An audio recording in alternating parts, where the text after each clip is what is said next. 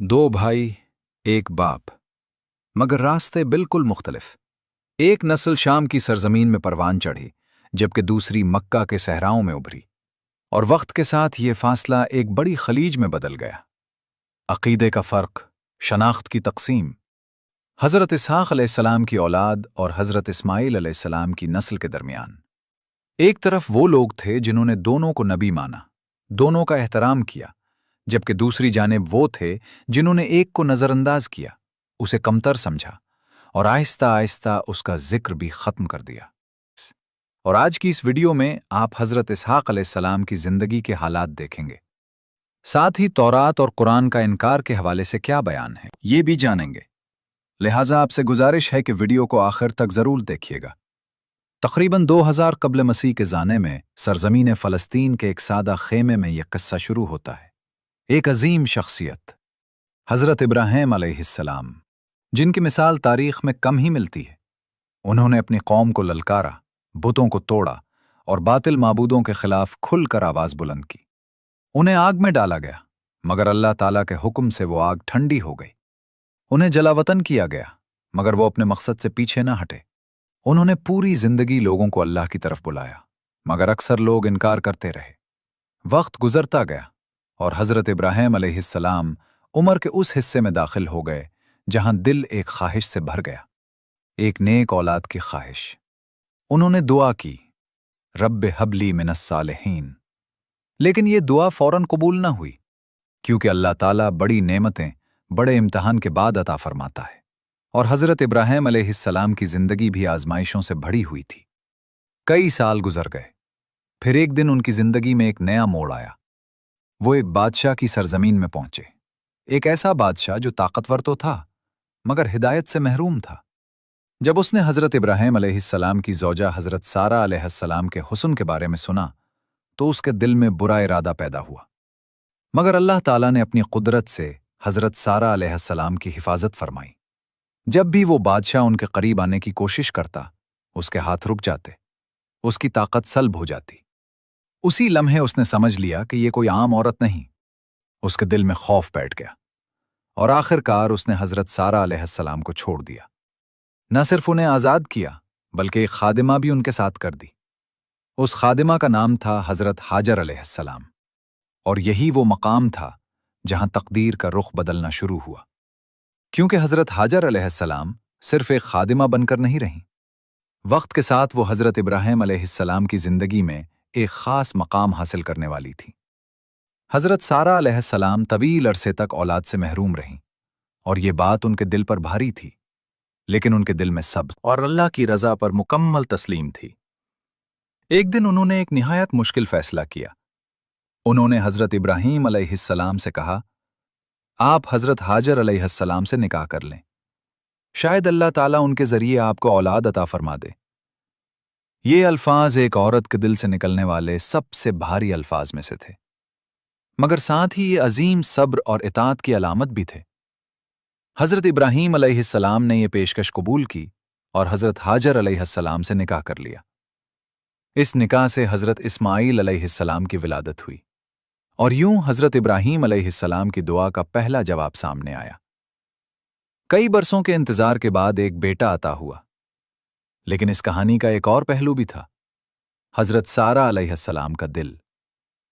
उन्होंने बरसों हज़रत इब्राहीम अलैहिस्सलाम का साथ दिया, उनके साथ हिजरत की, आजमाइशों का सामना किया, मगर उनके दिल में एक खामोश दुख था, क्योंकि उनके यहां औलाद न थी। अब हज़रत इब्राहीम अलैहिस्सलाम के यहां बेटा तो था, मगर वो उनसे नहीं था। ये वो बोझ है जो हर दिल आसानी से बर्दाश्त नहीं कर सकता। मगर हज़रत सारा अलैहिस्सलाम ने सब्र किया, खामोशी से सब कुछ अपने दिल में समो लिया। और फिर एक बार फिर कहानी का रुख बदल गया। एक रात दरवाजा खटखटाया गया। 3 मेहमान आए, मगर वो आम मेहमान नहीं थे। हज़रत इब्राहीम अलैहिस्सलाम ने उनका इस्तकबाल किया, उनके लिए खाना तैयार किया। मगर एक अजीब बात हुई, वो खाना नहीं खा रहे थे। उस वक्त हज़रत इब्राहीम अलैहिस्सलाम के दिल में खौफ पैदा हुआ, क्योंकि उस जमाने में जो मेहमान खाना ना खाए उसे दुश्मन समझा जाता था। मगर उन्होंने कहा, खौफ न करें, پھر انہوں نے وہ بات کہی جس نے تاریخ کا رخ بدل دیا۔ ہم آپ کو ایک دانا بیٹے کی خوشخبری دیتے ہیں۔ یہ خوشخبری صرف حضرت ابراہیم علیہ السلام کے لیے نہیں تھی، بلکہ حضرت سارہ علیہ السلام کے لیے تھی۔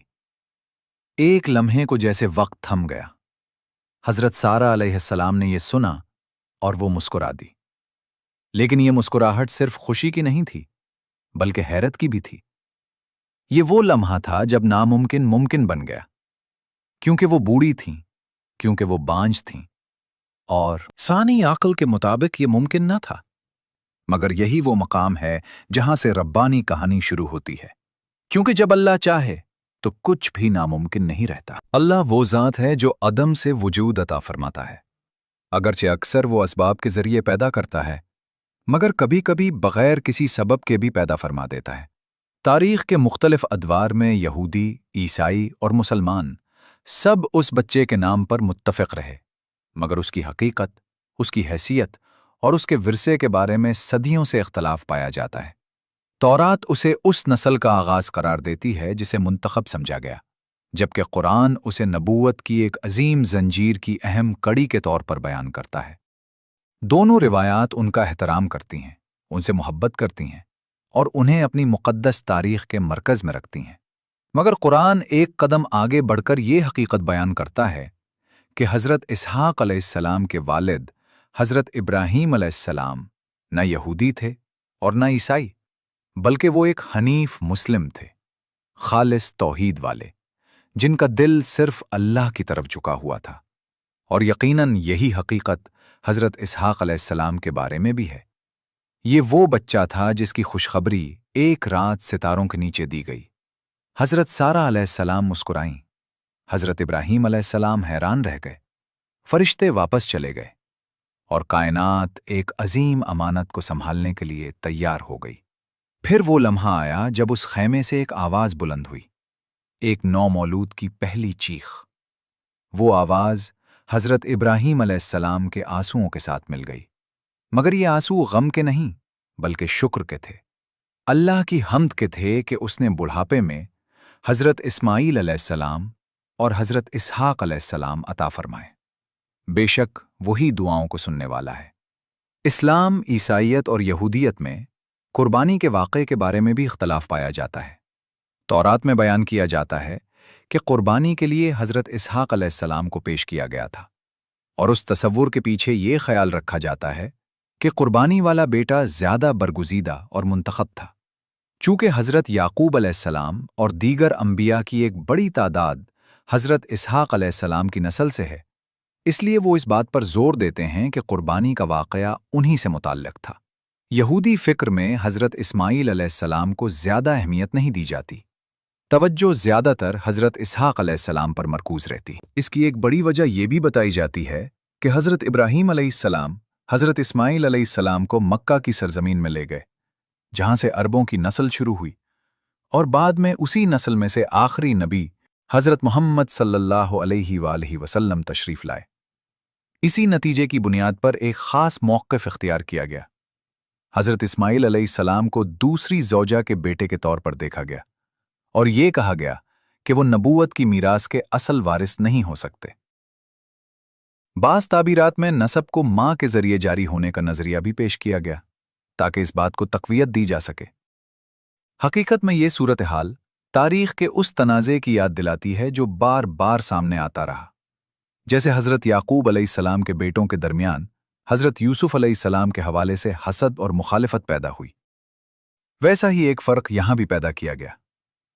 مزید یہ کہ چونکہ آخری نبی حضرت محمد صلی اللہ علیہ وآلہ وسلم حضرت اسماعیل علیہ السلام کی نسل سے آئے، اس لیے اس واقعے کو حضرت اسحاق علیہ السلام سے جوڑنے پر زیادہ زور دیا گیا۔ رسول اللہ صلی اللہ علیہ وآلہ وسلم نے اپنے اجداد کی طرف اشارہ کرتے ہوئے فرمایا کہ میں ان دو کا بیٹا ہوں جنہیں قربانی کے لیے منتخب کیا گیا تھا، ایک حضرت اسماعیل علیہ السلام اور دوسرے آپ کے والد حضرت عبداللہ۔ اب دوبارہ کہانی کی طرف آتے ہیں۔ ایسے ماحول میں حضرت اسحاق علیہ السلام کی پرورش کیسے ہوئی؟ ایک نبی کا بچپن کیسا ہوتا ہے؟ کون سے الفاظ اس کی شخصیت کو تشکیل دیتے ہیں؟ روایات میں آتا ہے کہ گہوارے ہی سے ان کے ارد گرد اللہ کا ذکر گونجتا تھا۔ ان کے کانوں میں سب سے پہلے جو الفاظ پڑے وہ اللہ تھے۔ حضرت ابراہیم علیہ السلام صرف ایک باپ نہیں تھے، وہ ایک چلتی پھرتی درسگاہ تھے۔ ان کا ہر عمل ایک سبق، ہر بات ایک سبق، حتیٰ کہ ان کی خاموشی بھی ایک سبق تھی۔ روایات کے مطابق وہ ننھے حضرت اسحاق علیہ السلام کو اپنی باہوں میں اٹھاتے اور رات کے آسمان کے نیچے لے جا کر ستاروں کی طرف اشارہ کرتے، جہاں ہر منظر میں اللہ کی قدرت کی نشانیاں ظاہر ہوتی تھیں۔ دیکھو میرے بیٹے، حضرت ابراہیم علیہ السلام فرمایا کرتے، یہ وسیع آسمان ایک خیمے کی طرح ہے، مگر اس کے کوئی ستون نہیں، اور اسے بغیر ستون کے تھامنے والی ذات صرف اللہ ہے۔ ایسے باپ کی آغوش میں پلنے والا بچہ توحید کو کتابوں سے نہیں بلکہ زندگی کے ہر لمحے سے سیکھتا ہے۔ اب سوال یہ ہے کہ تورات اس بچپن کو کیسے بیان کرتی ہے؟ پیدائش کی ایک روایت میں حضرت اسماعیل علیہ السلام اور حضرت اسحاق علیہ السلام کے درمیان ایک کشیدگی کا ذکر ملتا ہے۔ بیان کیا جاتا ہے کہ بڑے بھائی نے چھوٹے بھائی کو کم تر سمجھا یا اس کا مذاق اڑایا۔ اسی وجہ سے حضرت سارہ علیہ السلام نے حضرت ابراہیم علیہ السلام سے کہا کہ حضرت ہاجر علیہ السلام اور حضرت اسماعیل علیہ السلام کو الگ کر دیا جائے۔ اس منظر کو ایک جذباتی انداز میں بیان کیا جاتا ہے۔ حضرت ابراہیم علیہ السلام غمگین ہو جاتے ہیں، پھر اللہ کے حکم سے وہ ایسا ہی کرتے ہیں، اور حضرت ہاجر علیہ السلام اور حضرت اسماعیل علیہ السلام صحرا میں چھوڑ دیے جاتے ہیں۔ لیکن قرآن اس کشیدگی کو اس انداز میں بیان نہیں کرتا۔ قرآن میں حضرت اسحاق علیہ السلام اور حضرت اسماعیل علیہ السلام کے تعلق کو حسد یا جھگڑے کے زاویے سے نہیں دیکھا جا سکتا، بلکہ قرآن دونوں کا ذکر بلند مقام کے ساتھ کرتا ہے۔ دونوں نبی ہیں اور دونوں حضرت ابراہیم علیہ السلام کی بابرکت نسل کا حصہ ہیں۔ عقیدے کے اعتبار سے یہ فرق نہایت اہم ہے۔ تورات کی روایات میں ایک کو منتخب اور دوسرے کو پس منظر میں رکھا گیا، جبکہ قرآن میں دونوں منتخب ہیں۔ ایک کو بلند کرنے کے لیے دوسرے کو کم نہیں کیا گیا، بلکہ دونوں ایک ہی نور الہی سے جڑے ہوئے ہیں۔ یہی فرق صدیوں سے یہودیوں اور عربوں کے درمیان شناخت کے بڑے مباحث کا مرکز رہا ہے۔ بعض محققین کے مطابق تورات کو لکھنے والے حضرت اسحاق علیہ السلام کی نسل سے تھے، اور اکثر تاریخ وہی لکھتا ہے جو غالب ہوتا ہے۔ اسی لیے تورات میں حضرت اسحاق علیہ السلام کو زیادہ نمایاں کیا گیا، جبکہ حضرت اسماعیل علیہ السلام پس منظر میں چلے گئے۔ قرآن اس توازن کو بحال کرتا ہے، نہ حضرت اسحاق علیہ السلام کو کم کرتا ہے اور نہ حضرت اسماعیل علیہ السلام کو بڑھا چڑھا کر پیش کرتا ہے، بلکہ دونوں کو ایک ہی واضح ربانی سچائی کے ساتھ بیان کرتا ہے۔ اب سوال یہ ہے کہ حضرت اسحاق علیہ السلام کے بچپن میں اور کون ان کے ساتھ تھا؟ کیونکہ ان کی تربیت صرف والد کے ذریعے نہیں ہوئی۔ ان کی والدہ حضرت سارہ علیہ السلام بھی ایک عظیم شخصیت تھیں، جن کے سائے میں وہ پروان چڑھے۔ حضرت سارہ علیہ السلام کو ایک معزز خاتون کے طور پر بیان کیا جاتا ہے۔ انہوں نے ناممکن کو مسکرا کر قبول کیا، اپنے رحم میں ایک معجزہ سنبھالا اور ایک نبی کی پرورش کی۔ ایک بچے کے لیے ایسی ماں زندگی کی سب سے بڑی نعمتوں میں سے ہوتی ہے۔ جیسے جیسے حضرت اسحاق علیہ السلام بڑے ہو رہے تھے، ان کے ارد گرد کی دنیا بھی تشکیل پا رہی تھی۔ تقریباً 2000 قبل مسیح کے زمانے میں فلسطین اور شام کی سرزمین پر ایک ہی وقت میں ایک سے زیادہ انبیاء موجود تھے۔ ان کے والد حضرت ابراہیم علیہ السلام فلسطین میں تھے، ان کے بھائی حضرت اسماعیل علیہ السلام مکہ کے قریب فاران کے پہاڑوں میں تھے، اور ان کے چچا حضرت لوط علیہ السلام اردن کے علاقے میں تھے۔ ایک ہی زمانے میں 4 انبیاء موجود تھے اور ایک دوسرے سے واقف تھے۔ یہ حقیقت تاریخ کا ایک حیران کن پہلو ظاہر کرتی ہے کہ وہ دور بھی جنت جیسا نہیں تھا۔ انبیاء کی موجودگی کے باوجود لوگ بت پرستی کرتے تھے، ظلم کرتے تھے اور اپنے ہاتھوں سے بنائے گئے پتھروں کے سامنے جھکتے تھے۔ تو ایسے ماحول میں حضرت اسحاق علیہ السلام کے لیے اس سب کا کیا مطلب تھا؟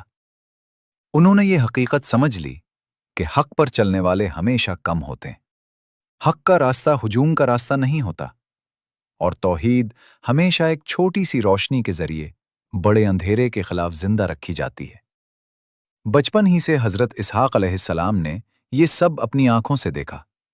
انہوں نے اپنے والد کی آنکھوں میں تھکن دیکھی، پیغام کا بوجھ محسوس کیا، اور یہ بھی جان لیا کہ صبر کی قیمت کتنی بڑی ہوتی ہے۔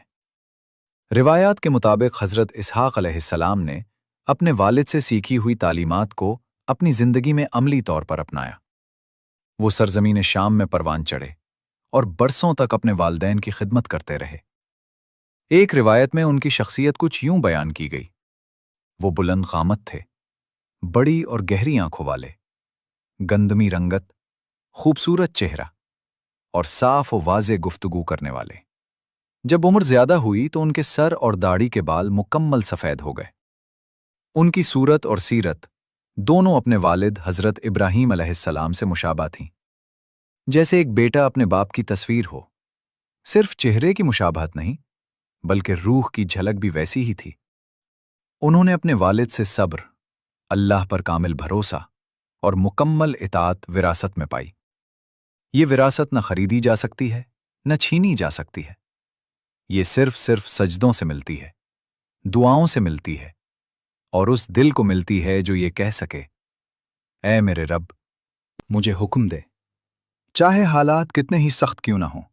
قرآن مجید حضرت اسحاق علیہ السلام کا ذکر نہایت خوبصورت صفات کے ساتھ کرتا ہے: قوت، بصیرت اور اخلاص۔ یہی تین صفات ایک نبی کی مکمل تصویر پیش کرتی ہیں۔ قوت صرف جسمانی طاقت کا نام نہیں، بلکہ ارادے کی مضبوطی، صبر اور ثابت قدمی کا نام ہے۔ بصیرت صرف آنکھوں کی بینائی نہیں، بلکہ دل کی روشنی ہے۔ اور اخلاص وہ نایاب خزانہ ہے کہ انسان ہر کام صرف اللہ کے لیے کرے، نہ تعریف کی خواہش، نہ کسی صلے کی طلب۔ حضرت اسحاق علیہ السلام انہی صفات کے ساتھ پروان چڑھے۔ انہیں سنبھالنے والے ہاتھ بابرکت تھے۔ جس زمین نے انہیں پالا وہ مقدس تھی، اور ان کے ارد گرد کا ماحول نبوت کی عظمت سے بھرا ہوا تھا۔ ایسے ماحول میں ان کا بچپن گزرا جو شاید کسی اور کو نصیب نہ ہوا ہو۔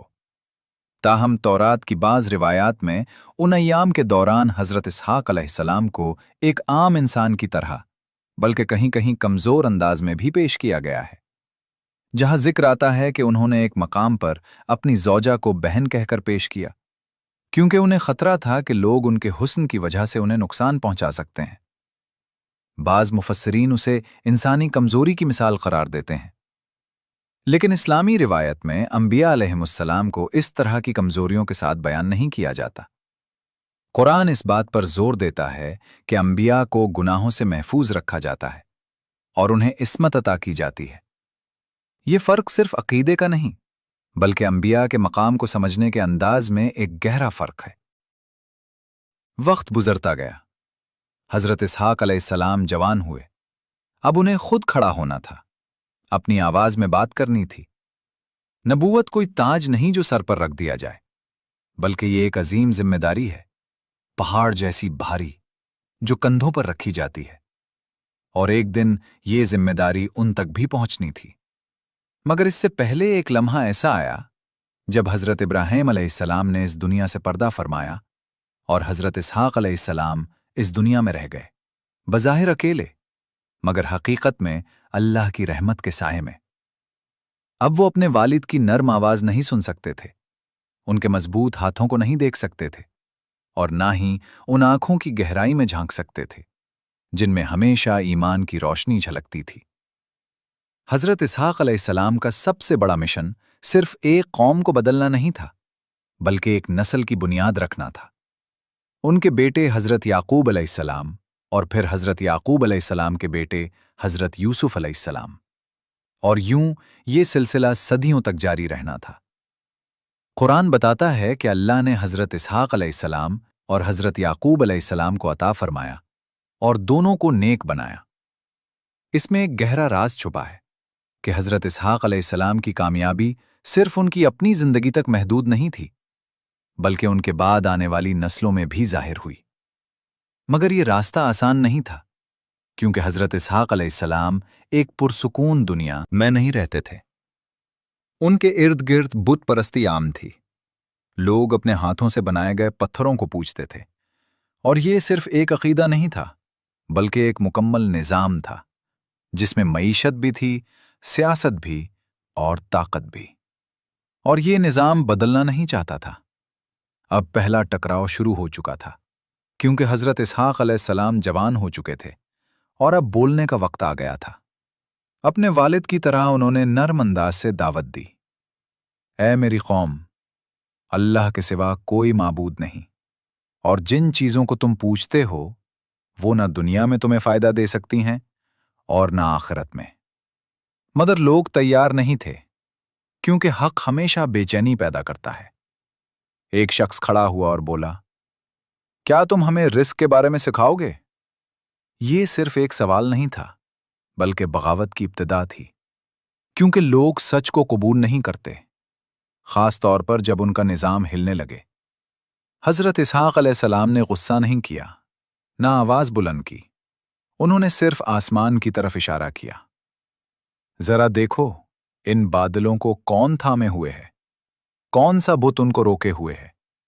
ایک جملہ پورے نظام کو ہلا سکتا ہے، اور اس سوال کا ان کے پاس کوئی جواب نہیں تھا۔ مگر یہ تو صرف آغاز تھا۔ کچھ لوگوں کے دلوں میں سوچ پیدا ہونے لگی، مگر ایوان اقتدار میں بے چینی بڑھنے لگی، اور یہی وہ مقام تھا جہاں کہانی ایک نیا موڑ لیتی ہے۔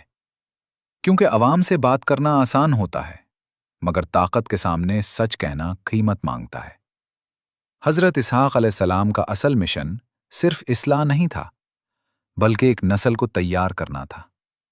حضرت یعقوب علیہ السلام، اور پھر حضرت یوسف علیہ السلام، اور یہ سلسلہ آگے بڑھتا گیا۔ مگر ان کی زندگی آسان نہ تھی۔ وہ صرف بت پرست لوگوں کا سامنا نہیں کر رہے تھے، بلکہ ایک ایسے اندھیرے نظام کا مقابلہ کر رہے تھے جس میں ظلم، طاقت اور جبر شامل تھا۔ ایک ایسا نظام جو بدلنا نہیں چاہتا تھا، اور اس نظام کے سامنے ایک شخص کھڑا تھا جو فرعون اور نمرود کی طرح طاقت اور غرور رکھتا تھا۔ اس کا نام تاریخ میں حارث کے نام سے یاد کیا گیا۔ وہ لوگوں کا مال لوٹتا تھا، ان پر حکومت کرتا تھا، اور خود کو ناقابل شکست سمجھتا تھا۔ مگر حضرت اسحاق علیہ السلام اس کے سامنے تنہا کھڑے ہو گئے اور فرمایا، ظلم چھوڑ دو، ورنہ اللہ تمہیں روک دے گا۔ یہ الفاظ محل کی دیواروں میں گونج اٹھے، ہر طرف خاموشی چھا گئی، کیونکہ ایسی بات کہنے کی ہمت کسی میں نہ تھی۔ مگر نبی حق کو چھپا نہیں سکتا۔ اور ایک دلچسپ بات یہ ہے کہ ایسے مناظر بائبل کی روایات میں اس انداز سے بیان نہیں کیے گئے۔ وہاں حضرت اسحاق علیہ السلام کو ایک خاموش اور نرم مزاج شخصیت کے طور پر پیش کیا جاتا ہے، مگر اسلامی روایات میں وہ حق کی طرف بلانے والے ایک فعال دائی کے طور پر سامنے آتے ہیں۔ ان کی دعوت کے بعد کچھ دل نرم ہوئے، مگر کچھ دلوں میں غصہ بھڑک اٹھا، کیونکہ حق ہمیشہ دو اثرات پیدا کرتا ہے، یا تو دل کو نرم کر دیتا ہے یا اسے مزید سخت بنا دیتا ہے۔ اور اس دن ایک فیصلہ کر لیا گیا کہ اس شخص کو خاموش کر دیا جائے۔ مگر وہ ایک حقیقت سے ناواقف تھے۔ نبی اکیلا ہو سکتا ہے، مگر بے یار و مددگار نہیں ہوتا۔ ایک شخص پورے نظام کے لیے خطرہ بن چکا تھا، اور وہ نظام خود اپنے انجام کی طرف بڑھ رہا تھا، کیونکہ تاریخ کی ایک اٹل حقیقت ہے، جب حق بولتا ہے تو اقتدار کے ایوان ہل جاتے ہیں۔ اب حضرت اسحاق علیہ السلام صرف ایک دائی نہیں رہے تھے، بلکہ ایک خطرہ سمجھے جانے لگے تھے۔ محل کی دیواروں میں سرگوشیاں گونج رہی تھیں، اسے روک دو، اسے خاموش کر دو، ورنہ لوگ بدل جائیں گے۔ مگر اصل خوف یہ تھا کہ لوگ سوچنے لگے تھے، اور جو سوچنے لگے اسے غلام نہیں بنایا جا سکتا۔ حضرت اسحاق علیہ السلام تنہا تھے، نہ کوئی لشکر، نہ کوئی جماعت، نہ کوئی ظاہری طاقت، مگر ان کے پاس وہ چیز تھی جو کسی کے پاس نہیں تھی، یقین کامل۔ قرآن انبیاء کی ایک خاص صفت کو نمایاں کرتا ہے، وہ صبر کرنے والے اور نیک بندے تھے۔ یہ صبر محض انتظار نہیں تھا، بلکہ ایسا عزم تھا جو آگ میں بھی قدم رکھ دے۔ ظالم حکمران حارث نے حضرت اسحاق علیہ السلام کو اپنے دربار میں نہیں بلایا، بلکہ حضرت اسحاق علیہ السلام خود اس کے پاس گئے۔ اور یہی اصل حقیقت ہے کہ حق طاقت کے دروازے پر جاتا ہے، طاقت کبھی حق کے دروازے پر نہیں آتی۔ وہ دربار میں داخل ہوئے، نہ جھکے، نہ خوفزدہ ہوئے، اور بولے، کیا تمہارے اپنے ہاتھوں سے بنائے گئے پتھر تمہارے رب ہیں، یا وہ رب جو آسمانوں کو تھامے ہوئے ہے؟ اس لمحے وقت جیسے رک گیا۔ حارث کے دل میں کچھ ہلا، کیونکہ وہ بھی جانتا تھا दिल की गहराई में वो हक को पहचानता था, मगर मसला ये था कि हक को कबूल करना सब कुछ खो देना था। इक़्तिदार, तख्त, इख्तियार। और यही वो मकाम है जहां इंसान की सबसे बड़ी जंग शुरू होती है, हक और नफ्स की जंग। बाइबल में ये अंदरूनी कशमकश एक मुख्तलिफ अंदाज से बयान की जाती है। वहां हज़रत इसहाक़ अलैहिस्सलाम को ज़्यादा खामोश और मुती दिखाया जाता है, ख़ास तौर पर कुर्बानी के वाक़े में। मगर इस्लामी रिवायात में अंबिया ना सिर्फ मुती होते हैं, बल्कि हक के लिए डट कर खड़े होने वाले भी होते हैं। और यही फ़र्क कहानी की रूह को बदल देता है। हारिस ने अपना फैसला सुना दिया, उसे कत्ल कर दो। इतना ही सादा, क्योंकि तारीख में हमेशा सच बोलने वालों को खामोश करने की कोशिश की गई है। सिपाही आगे बढ़े, मगर हज़रत इसहाक़ अलैहिस्सलाम न भागे, न पीछे हटे, न चीखे। उन्होंने सिर्फ अपने हाथ उठाए। दुआ, जो सबसे बड़ी ताकत है। ऐ दिलों को फेरने वाले रब, मैं तो सिर्फ तेरे रास्ते की तरफ बुलाता हूं। अब फैसला तेरे हाथ में है। ये सिर्फ अल्फाज नहीं थे, बल्कि मुकम्मल सुपुर्दगी की आला तरीन मिसाल थी। और फिर एक अजीब मंजर पेश आया। फितरत ने जवाब दिया। आसमान पर अंधेरा छा गया, हवा तेज हो गई, जमीन कांप उठी और महल पर एक तूफान टूट पड़ा। ये एक मोजज़ाती वाक़े की रिवायत है, मगर यहां असल अहमियत उसके ज़ाहिरी पहलू की नहीं, बल्कि उसके पैगाम की है। ताकत इंसान के हाथ में नहीं होती, असल इख्तियार अल्लाह के पास है, और वही जिसे चाहे मदद अता फरमाता है। और फिर हारिस घुटनों के बल गिर पड़ा। जिसे वो अभी कत्ल करना चाहता था, उसी के सामने रो रहा था, माफी मांग रहा था। और उस लम्हे एक जालिम बदल गया। हजरत इसहाक़ अलैहिस्सलाम ने उसे उठाया, ना डांटा, ना चीखे, सिर्फ इतना फरमाया, अगर तुम तौबा कर लो तो तुम भी बच सकते हो। यही अंबिया का फर्क है। वो बदला लेने के लिए नहीं, बल्कि इस्लाह के लिए भेजे जाते हैं।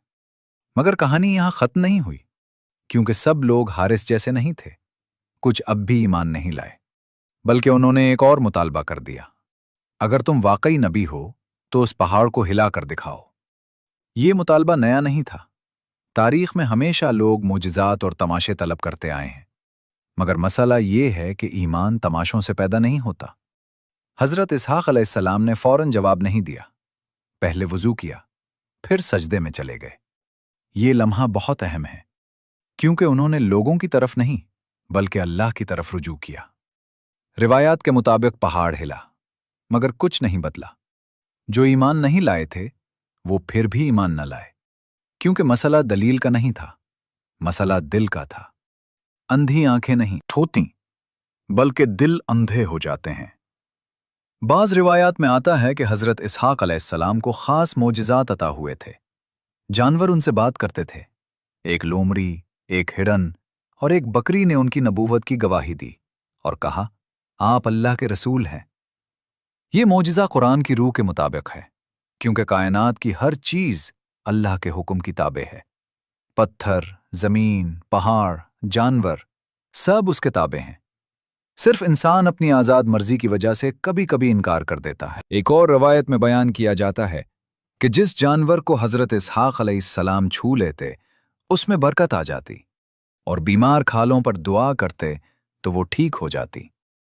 हर नबी का मौजज़ा उसकी कौम की ज़बान में होता है। उस दौर के लोग मवेशियों और जानवरों से जुड़ी जिंदगी गुजारते थे। उनके लिए बरकत सबसे बड़ी हकीकत थी। इसलिए हज़रत इसहाक़ अलैहिस्सलाम के मौजज़ात भी उसी अंदाज में ज़ाहिर हुए।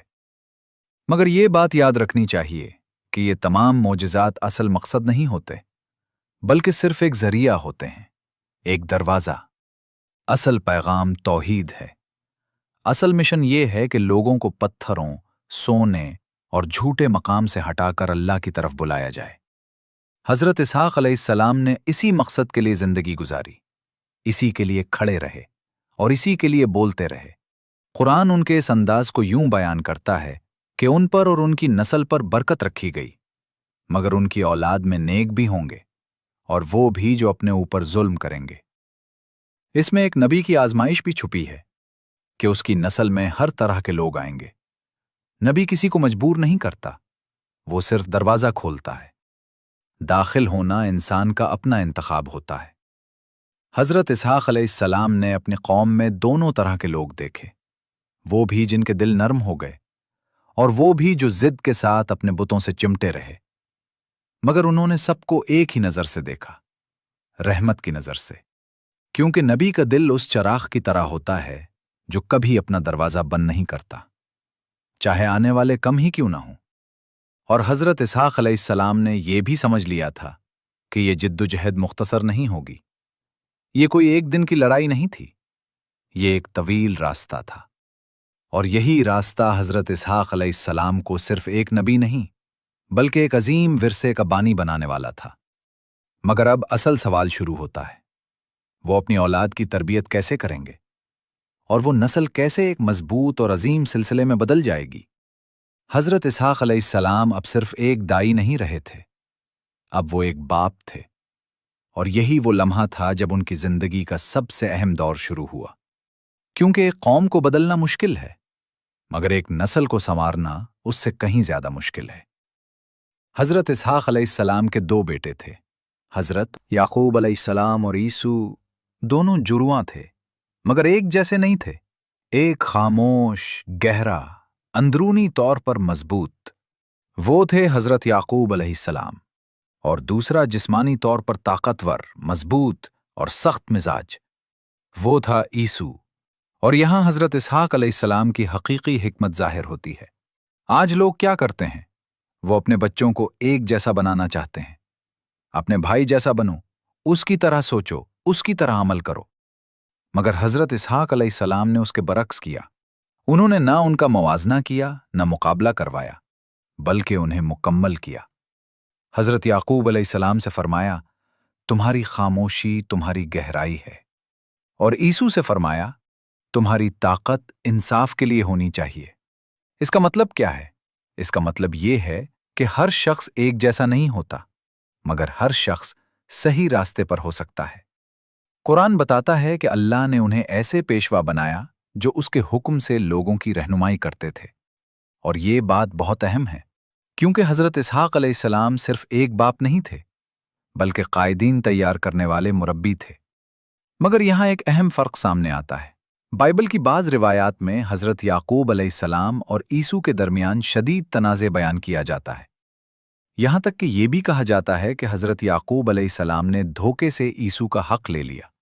اس روایت پر بہت بحث ہوئی ہے، مگر اسلامی روایات میں یا تو یہ واقعات اس انداز میں موجود نہیں یا پھر انہیں مختلف انداز سے سمجھا جاتا ہے، کیونکہ اسلام میں انبیاء اور ان کی منتخب نسل کو اخلاقی کمزوریوں سے محفوظ سمجھا جاتا ہے۔ حضرت اسحاق علیہ السلام نے صرف اپنی اولاد کی تربیت نہیں کی بلکہ ان کے لیے دعا بھی کی، اور یہی سب سے اہم نقطہ ہے۔ حضرت ابراہیم علیہ السلام کی دعا، اے میرے رب مجھے اور میری اولاد کو نماز قائم کرنے والا بنا، اس میں حضرت اسحاق علیہ السلام بھی شامل تھے، اور پھر حضرت اسحاق علیہ السلام نے بھی اسی راستے کو جاری رکھا۔ اسی میں حضرت اسماعیل علیہ السلام بھی شامل ہیں، اور اسی سلسلے میں آگے چل کر آخری نبی حضرت محمد صلی اللہ علیہ وآلہ وسلم بھی آتے ہیں۔ حضرت اسحاق علیہ السلام کی سب سے بڑی کامیابی ان کی اپنی زندگی نہیں تھی بلکہ ان کی نسل تھی۔ حضرت یعقوب علیہ السلام، پھر حضرت یوسف علیہ السلام، پھر حضرت موسیٰ علیہ السلام، پھر حضرت داؤد علیہ السلام، پھر حضرت سلیمان علیہ السلام، پھر حضرت عیسیٰ علیہ السلام۔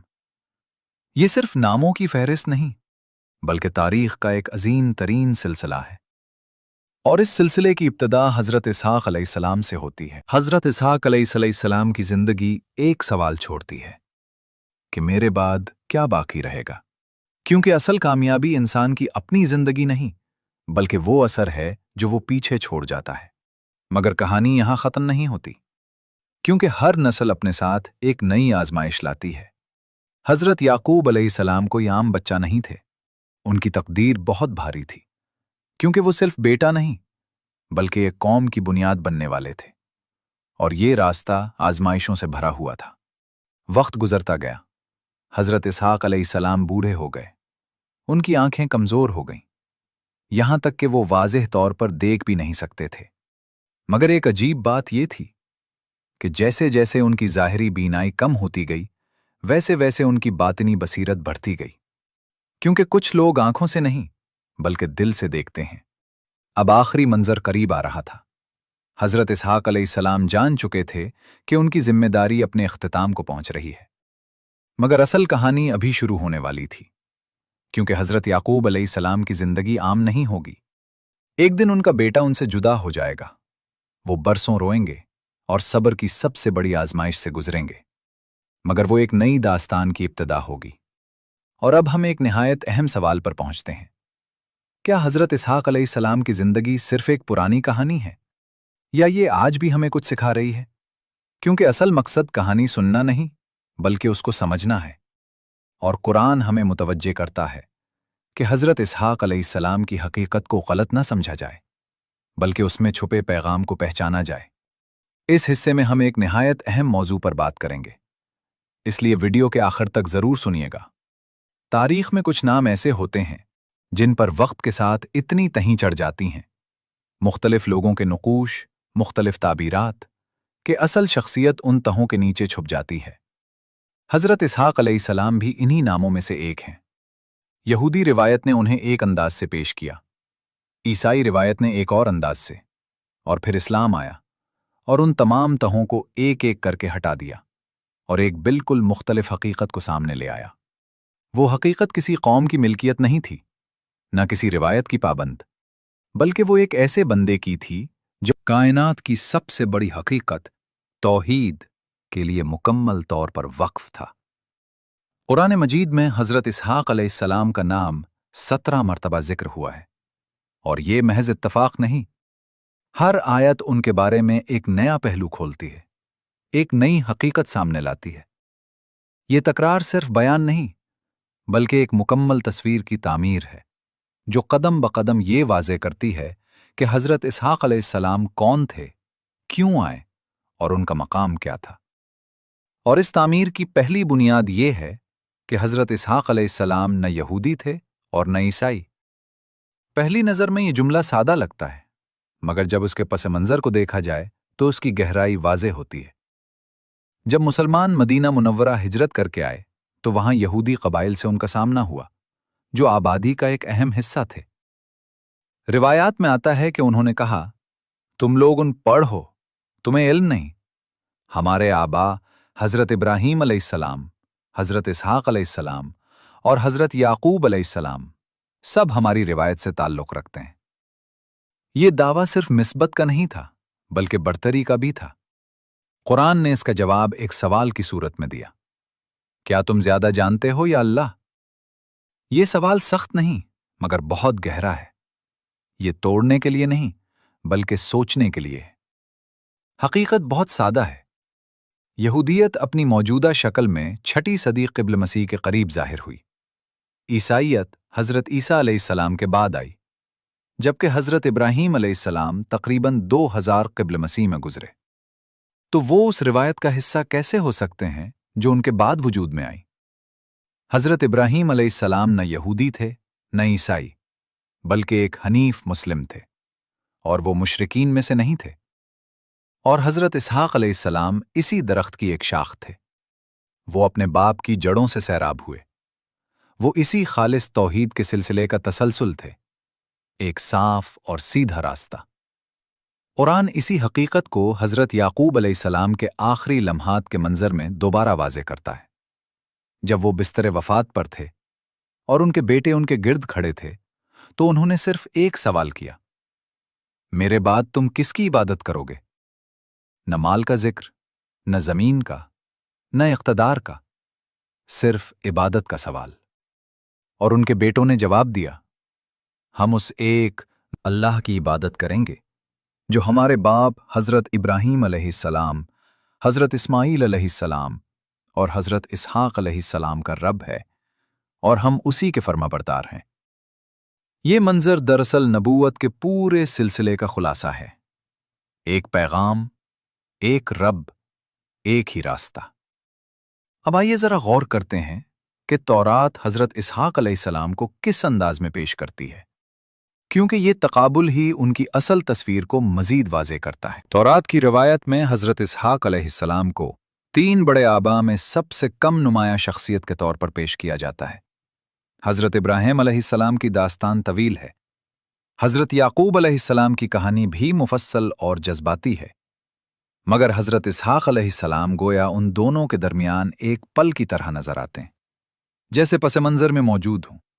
بعض مفسرین کے مطابق وہ حضرت ابراہیم علیہ السلام اور حضرت یعقوب علیہ السلام کے درمیان ایک رابطہ ہیں، ایک خاموش سی شخصیت۔ مگر اسلامی علماء یہاں ایک نہایت اہم نقطہ بیان کرتے ہیں کہ تورات لکھنے والے حضرت اسحاق علیہ السلام کی نسل سے تھے، اور فطری طور پر انسان اپنی نسل کے اس حصے کو زیادہ نمایاں کرتا ہے جو اس کے نزدیک زیادہ اہم ہو۔ مگر اس سے حضرت اسحاق علیہ السلام کی اصل عظمت چھپ جاتی ہے، کیونکہ جب آپ تورات میں حضرت اسحاق علیہ السلام کو دیکھتے ہیں تو کبھی وہ دھوکے کا شکار نظر آتے ہیں، کبھی خاموش، کبھی حالات کے زیر اثر۔ مگر جب قرآن میں انہیں دیکھتے ہیں تو ایک بالکل مختلف تصویر سامنے آتی ہے، ایک مضبوط نبی، توحید کا دائی، ایک منتخب بندہ جس کے پاس قوت بھی ہے اور بصیرت بھی۔ تو یہ فرق کہاں سے آتا ہے؟ اصل فرق انبیاء کے تصور میں ہے۔ قرآن کے مطابق انبیاء علیہم السلام کو عصمت عطا کی جاتی ہے، یعنی وہ بڑے گناہوں، دھوکے، خیانت اور اخلاقی کمزوریوں سے محفوظ ہوتے ہیں۔ اس کا مطلب یہ نہیں کہ وہ انسان نہیں ہوتے، وہ خوف محسوس کرتے ہیں، غم بھی، تھکن بھی، مگر وہ جھوٹ، فریب یا ظلم کا ارتکاب نہیں کرتے۔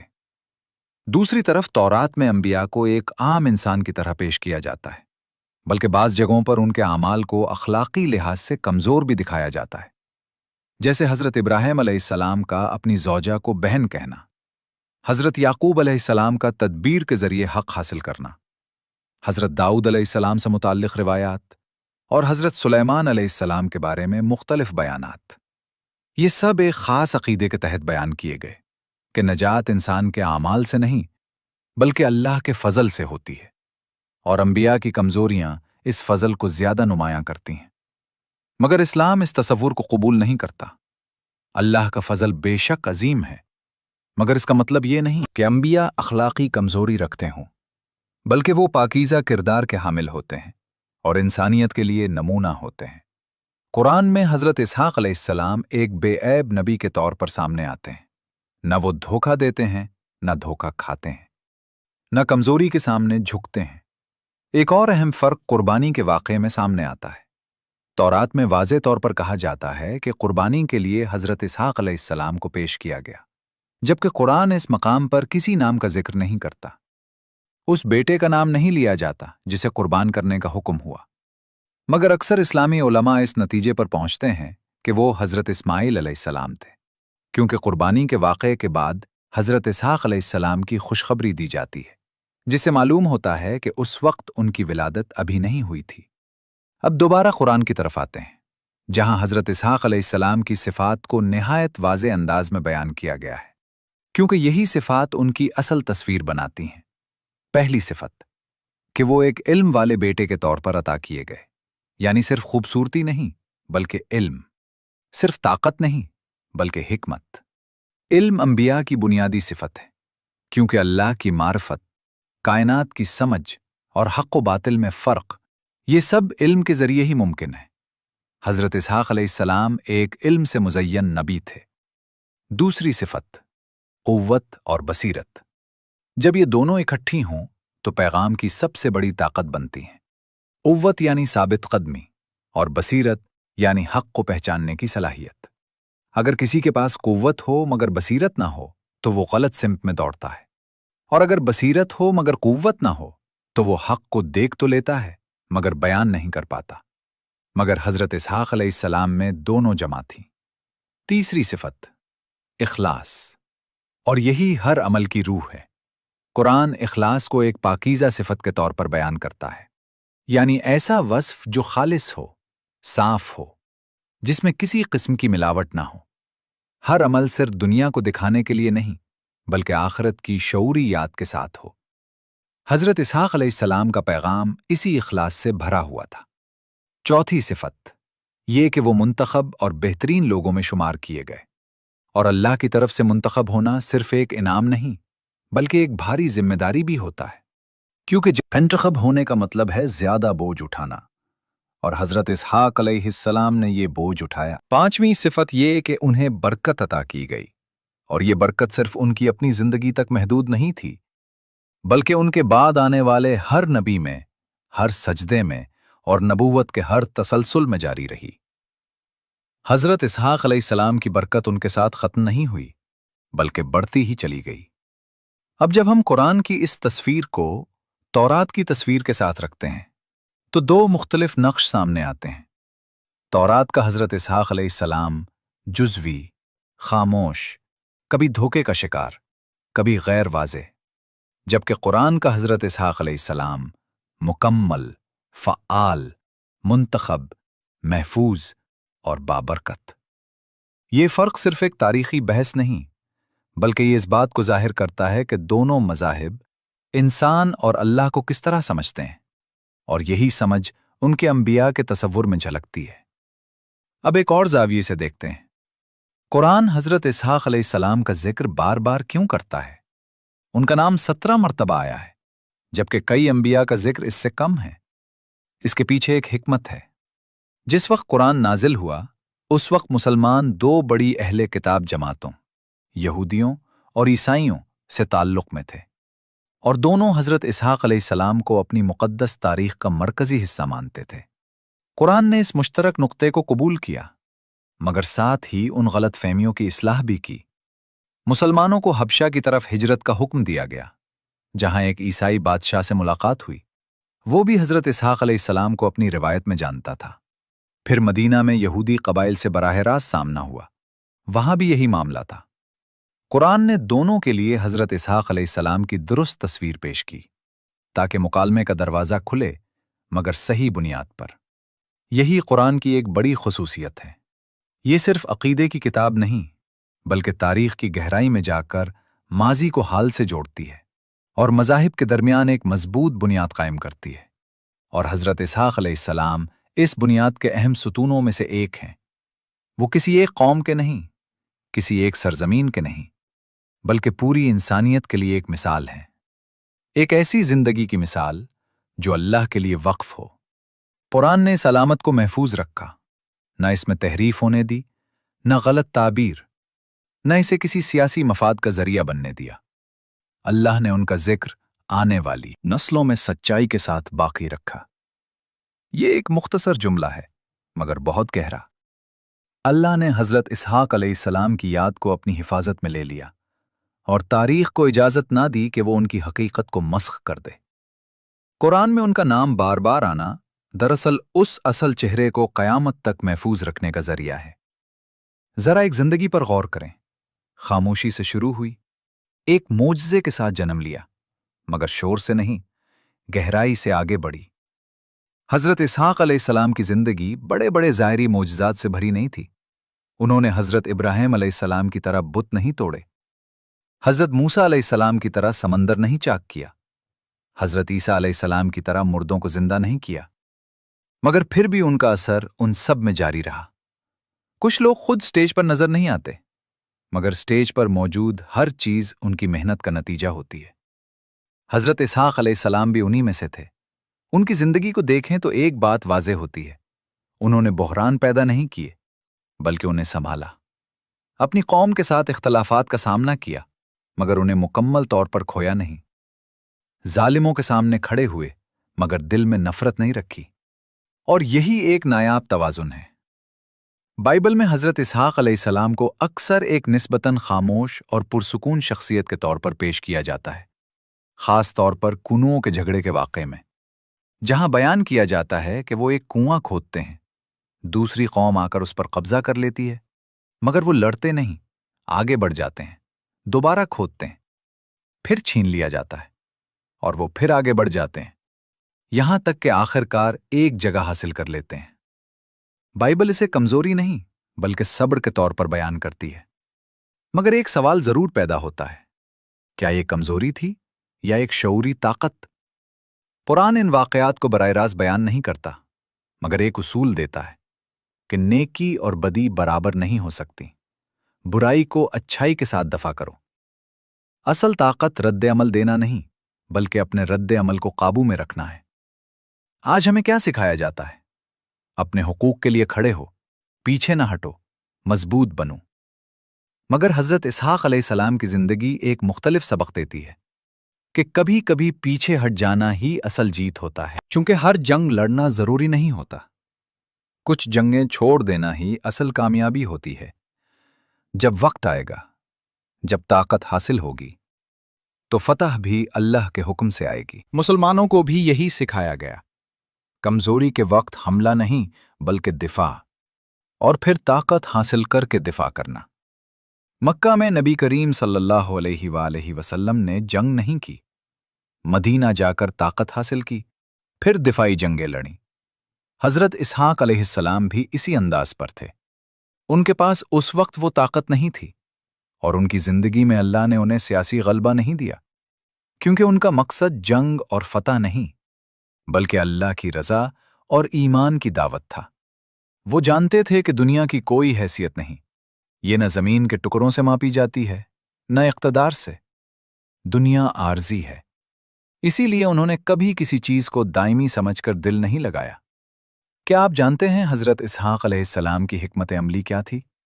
अपनी तवानाई को सही जगह इस्तेमाल करना। वो हर बहस में नहीं पड़ते थे, हर शख्स को समझाने की कोशिश नहीं करते थे, हर इश्तियाल का जवाब नहीं देते थे, क्योंकि वो जानते थे कुछ लोग समझना ही नहीं चाहते, और उन्हें समझाते समझाते इंसान खुद को खो देता है। अब हजरत इसहाक अलैहिस्सलाम बूढ़े हो चुके थे, मगर एक बात वाज़ेह थी, उनका बेटा मुख्तलिफ था। हजरत याकूब अलैहिस्सलाम बहुत मुख्तलिफ। उनके अंदर एक गहरा सब्र था, और यही सब्र आगे चलकर तारीख की सबसे बड़ी आजमाइशों में बदलने वाला था।